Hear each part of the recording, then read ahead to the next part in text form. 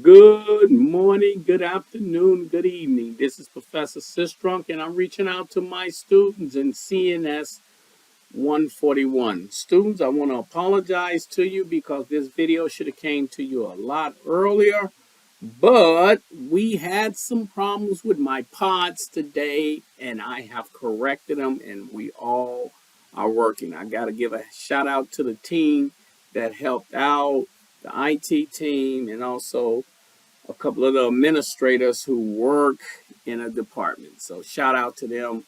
And yes, I did have to drive up to the school and figure out what was going on. But I'm here now and I'm working on a video. So you have received a username and a password from me already. So what I'm doing here is just walking through the steps. Please pay attention to this so you'll know what to do. I know some of you may chime in with me later on today or tomorrow, but that's okay. At least you'll have this to follow. So I'm going to go ahead and just go ahead and log in right now. As you can see, you'll be doing the same thing. It's not something that you don't already know. You already know the web address, so that's going to be all right. And you're just going to follow through these particular steps that I'm going through to make sure that you can log in. Just put the information in as is. Don't try to modify it or change it. Okay, I should pop right in here. And it looks like I did pop in. This is the first screen you will see. So you just go right ahead and make the changes to this particular screen. I'm going to put in a different password, a password only I will know and no one else. That's how simple it is. As you can see, that's what I'm doing. So it should work. And it says here, change email. I'm going to leave it the same and just go ahead and submit it. You could have put an extra email in there. I'm not going to do it. It's going to ask you for the time constraints. I'm okay with this. The dates, I'm okay with this on a 24-hour clock. And it says here, first day of the week. My first day of the week will always be Monday. So I'm going to just change that. You can keep it whatever you want it to be, what suits you. Okay. And it says new account already in use. You can change the settings. Understood. So that's pretty much it. We got the account established. Now the next phase I'm going to talk about is basically how do you reserve a lab. So once you get in here, you just come here, new lab reserve. You click on that and you click on, of course, for myself. And you have these two pods in here. Now let me explain these. Right here, this is your final exam. I want you to practice with this as many as times as you can. You see it says assessment, practice, practice, practice. That's why I leave it open. Then one day I'm going to just say, okay, we're at the end of the week. I want you to go in there and do it. I'm going to be able to see how many times you practice, and I'm also going to be able to see the date that you finally did it. If you want to be good and get a high score on this, practice. This is where you will get all your labs, this one here. So I'm going to go ahead and click on that one. Now the difference between the two, you see map ASA and you see map ASA here, but you see SA. So that lets you know it's an assessment, skills assessment. That's what SAB. So you don't have to go in there unless you're just practicing on your assessment. I'm going to click here, and then you just select a lab. I'm going to go ahead and select the first lab right here. I'm going to select it. Once I select it, it's going to say, what time frame do you want to be in? So I'm going to choose right here. Now, if you want to do the lab right now, I would always say put your mouse pointer under any one of these brackets here. You only have 2, 3, and 4. So you can put it under that red line and click it, or you can just set a time for yourself. That's up to you. I'm going to go ahead and put it right under that red line without touching the red line. And then it will give me a time right there. Now, with this time, I can give myself more time. All I have to do is click on the calendar button, and I can give myself more time in this. For this particular lab, I'm just going to leave it as is. I don't have to change it. But change it to whatever time you think you will need. I'm going to go ahead and click submit. Now, once I click submit, I'm going to go ahead and click OK. And there we go. It's set up and ready to go. Now, it's a few things I need you to know. One is this. Click enter lab to go in there and start working on it. You may have to give this a little time. So what I would suggest is when it starts rolling out like this, go get you a cup of coffee, get you some water, maybe a cookie or some crackers with cheese, just something, because you know you're going to be sitting here for a while working on the lab. And voila, there go the lab. Now, before you start the lab, just make sure you go check the status so you can make sure everything is up and running. And you see right now, things are not up and running yet. So you know that you can't really jump in there and start doing the work. So the first thing I would tell students is go to content, and content shows you this lab.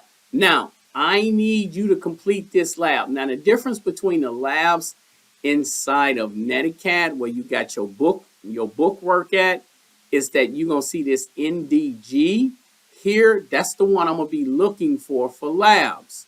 So you go ahead and click it. And once you click it, it will download to wherever you want it to be. I'm going to click on desktop, and I'm going to put it in my syllabus folders. No, I'm going to put it in my labs. I'm going to go ahead and throw it over here into my labs right here. And then I'm going to drop it in there. Now, once I get that in there, as you can see right here, I am not going to open it up right quick. What I'm going to do is come here and open up Microsoft Word. And I'm going to pull Microsoft Word up so you can see it in a few minutes, because I want that lab to be a lab that's functioning and I can work on. So as you can see right here, Microsoft Word is here.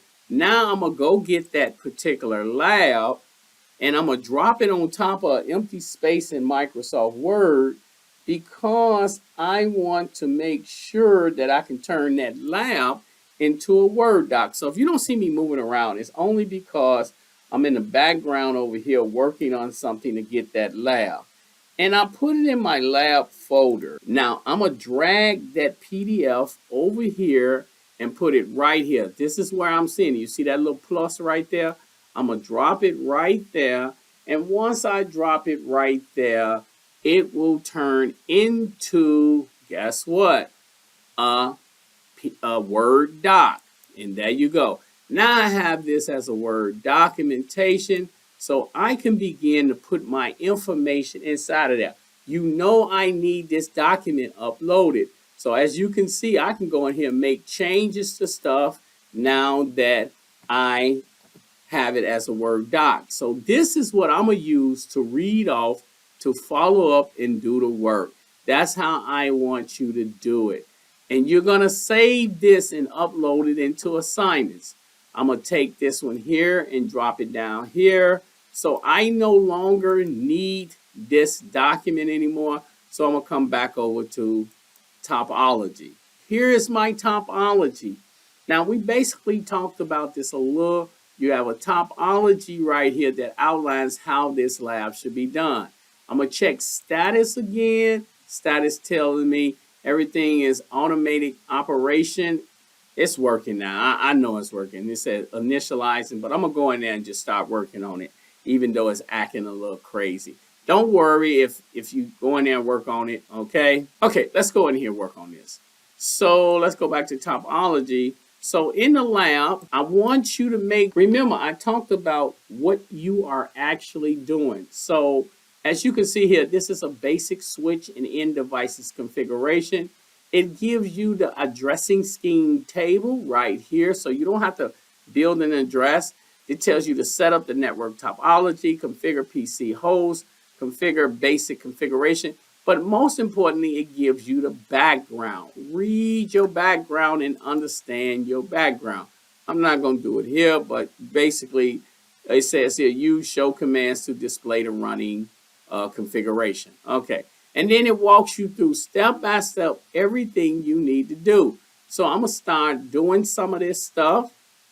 The first thing it wants me to do is instructions. Step 1, configure PC host configure IP addresses on the particular PCs. So what do that mean? So I have two PCs right here, PC A, PC B. But if I come up here and look at the document, it says here PC A, PC B. So it wants me to configure them. Now, how I would do that is I would just simply go to PCA, and you should know how to set up a IP address in the PC, but I'm gonna go ahead and do it here.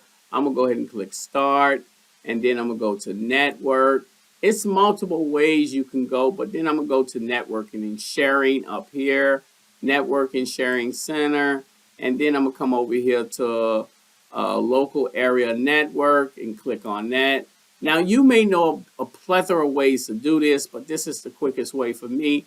I'm going to go to properties, and from properties, it's going to show me IPv4. So I'm going to go ahead and click IPv4, and then I'm going to say properties for IPv4.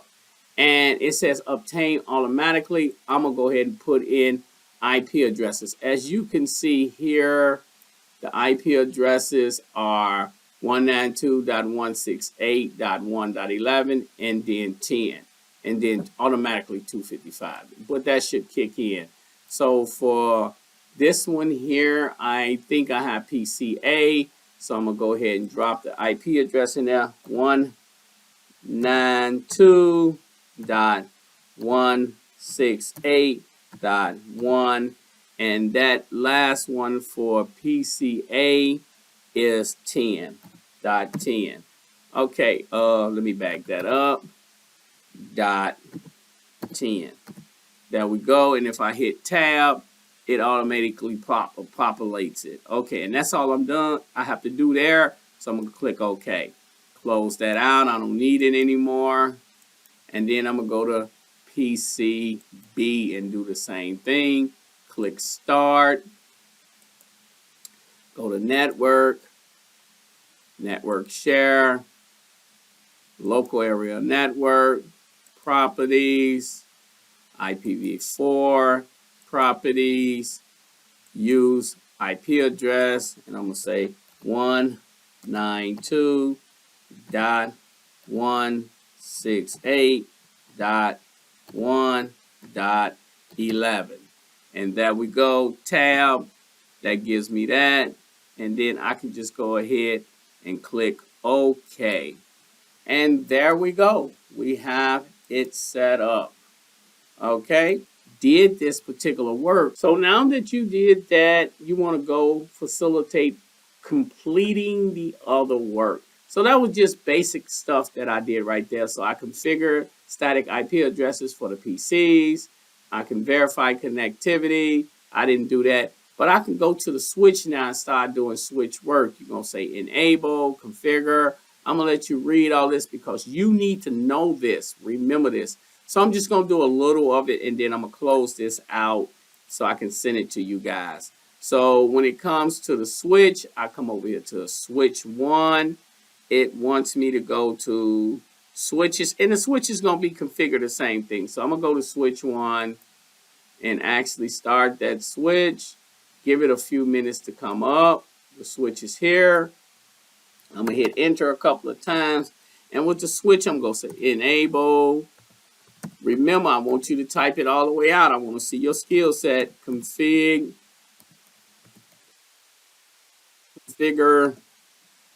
terminal. Okay, I'm configuring the terminal. I want to give it a host name. I got it a host name. You can see that the name changed from switch to S1. And once I get a host name, I want to say no IP domain lookup. Now this is going to stop it from tweaking on me, having problems. So that's in there. And then I want to do enable a class, put a security on here. Let's go SECRET. I shouldn't be reading that out loud, but I ain't got nothing else to do. I'm in the office by myself.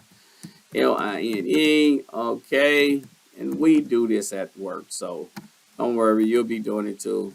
Or they'll say you're going a little bit batty, but here you go. So now I put a password on there, which is Cisco.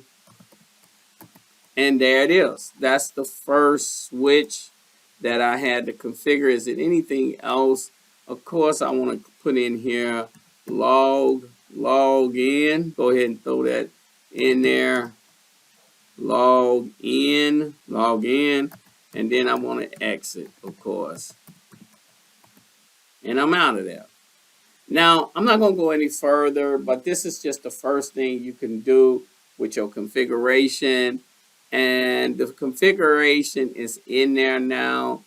I could just go here and go, I want to check the configuration. So I'm going to go ahead and just go ahead and exit out. Remember, we would do exit, or I can do end and go all the way to the beginning. And there it is. And then I can say show running config. I'm just doing this to show you that this stuff is in there right now that I just typed. And it's building it up. And you can see I put this in there and a few other things. The name and this right here. So that's basically it. So now all you will do is, if it's any questions in the document, you're going to save the document. You're going to answer the questions that's in here. If it asks you to fill that out, you're going to fill it out. You're going to do whatever it asks you to do. Here go a couple of questions here. You're going to save it and upload it. That you already know. So with that being said, I'm going to close this out and then proceed to send you this video log. This is Professor Sistrunk. I hope that this was informative. And remember, you can chime in with me to get assistance.